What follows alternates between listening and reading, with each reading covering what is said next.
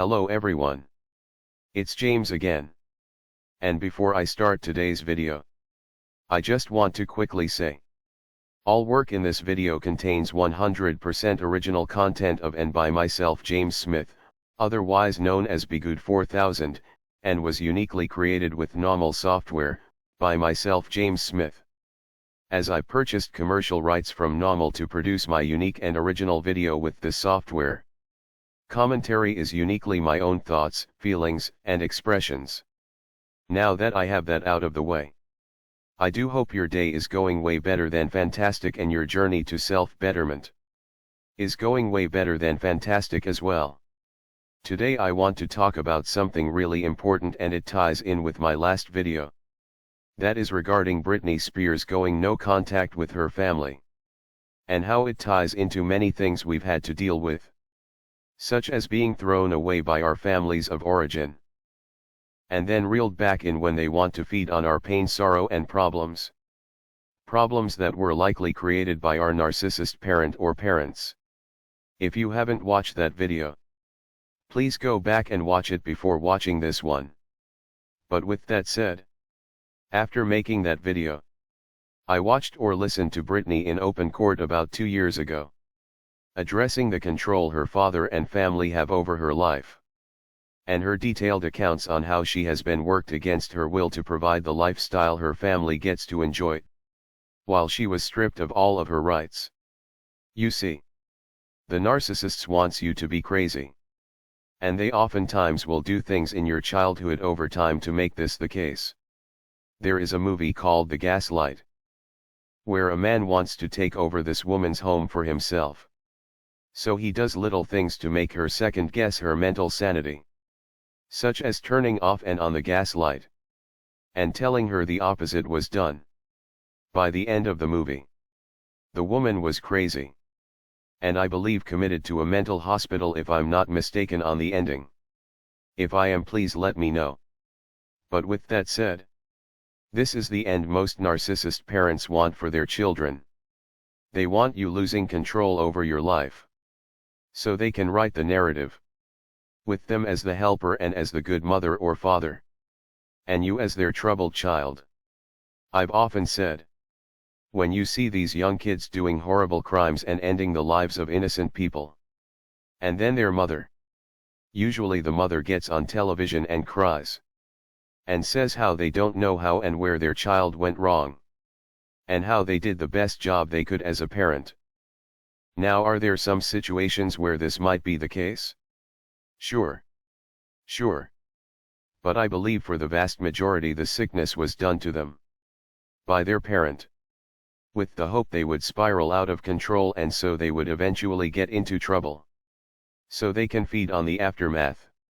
This is very much like Munchausen syndrome by proxy, where they induce sicknesses in their children so they can end up hospitalized or even having surgeries they don't need, just so the narcissist parent can feed on the attention and so they can be seen as the concerned parent and caregiver. Well, I believe they do the same thing with a lot of these young kids that are carjacking people and ending innocent people's lives. And the judge will look at them and say, "You are breaking your mother and father's heart. They raised you better than this. And here you are in handcuffs." And the narcissist parent just soaks it all up. Well, the same can be said for mental illnesses. Oftentimes traumas such as emotional and mental abuse can make the brain do many things that aren't good. The constant fight or flight feeling in the brain can possibly cause irregularities that can possibly spawn severe problems and possible mental illnesses. And let me tell you what, narcissist parents know this fact. Even if it's instinctually, they know this fact. So they do their best to mess their child's mind up, all while hiding their tracks so they will be seen as the concerned parent. And the child wants to tell anyone what is going on and ask for help. But sadly no one will believe them, and they will just be seen as crazy and that they are mistreating their parents that so-called love them. We would only dream of a day we could be in open court and have our story be heard and on the record. Well, Britney Spears did just that. I think and believe Britney Spears knows she has mental illness problems. But she called out some of her doctors as abusers. You see, in the field of psychology, just like any field, there are doctors that care about what they do. And there are those that just care about getting paid. It's just like a doctor you might have seen because of a pain you had in your knee. One doctor might be totally dismissive and not helpful, while another will go the extra mile to get you back to your normal self. Well, sadly, across the board with many changes in that world and system, it can be commonplace for someone having a hard time to find a doctor that truly cares about their life and concerns. Especially those with mental illnesses. Oftentimes a great many of these doctors will blindly recommend very harsh treatments that might cause more problems than they solve, instead of running more tests and taking their time, slowing things down to figure out what is really going on. Nope. They just give them a handful of medications that might make things worse. Well, Britney addressed this in open court. She states how she was taken off of her normal meds. She had been on for 5 years and put on some super harsh meds that totally messed her up. But through all of this, she was forced to work and hand over her cash to those that were abusing her and mistreating her. And again, you start to get that vibe of Gary Coleman from Different Strokes, where he was just worn out and angry at the end. And you can hear in Britney's voice she is very much that. Worn out and angry. But when you listen to this letter, a letter that took her about 20 minutes to read in court, and if you haven't had a chance to listen to it, please do. But in this letter you basically are hearing someone that appears to have been narcissistically abused. And I'm going to take a wild guess here.